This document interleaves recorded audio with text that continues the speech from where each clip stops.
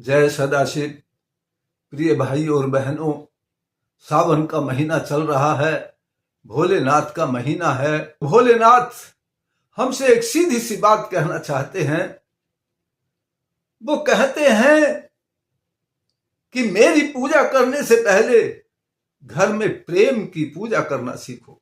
भाइयों, जरा सोचो, घर में पत्नी सुबह से कितने काम में लगी हुई है, बच्चों के लिए खाना बना रही है, बच्चों को स्कूल जाने के लिए तैयार कर रही है, हमको ऑफिस जाने के लिए भी हमारे लिए कपड़े प्रेस करना, तैयारी करना, अनेक कामों में सुबह से लगी हुई है, घर को संभाल रही है। और घर में बहनों को भी ये सोचना चाहिए कि पति दिन भर काम करने के लिए जाता है, हमारे परिवार को चलाने के लिए धन का बंदोबस्त करता है। यही समझदारी अगर दोनों में, पति पत्नियों में आती रहे, इस बात को समझते रहे, तो घर खुशियों से भर जाता है।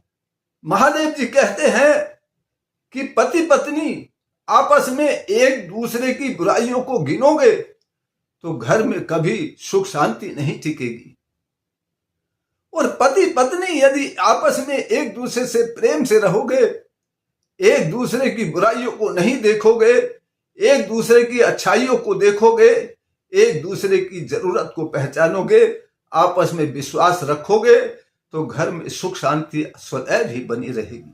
भोलेनाथ कहते हैं कि उसी घर में लक्ष्मी टिकती है जिस घर में सुख शांति बनी रहती है, पति पत्नी आपस में प्रेम से रहते हैं। देखो बहन, पति से घर में अगर कोई गलती हो जाए तो उस बात को ज्यादा बढ़ाने से काम नहीं चलेगा, उस बात को छोटी कर लेना।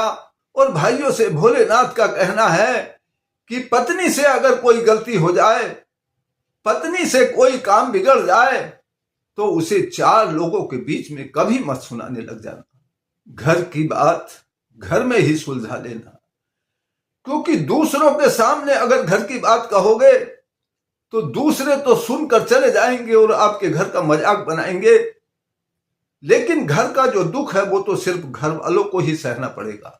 भोलेनाथ कहते हैं कि मेरे बच्चों, पति पत्नी मिलकर इस सावन इस बात को ध्यान में रख लेना, हम कभी गुस्से में एक दूसरे को बुरा भला नहीं बोलेंगे, हम आपस में एक दूसरे का अपमान नहीं करेंगे, घर की परेशानियों में एक दूसरे का हाथ पकड़े रखेंगे, और घर में कितनी भी मुश्किलें आ जाएं, लेकिन एक दूसरे का साथ कभी नहीं छोड़ेंगे।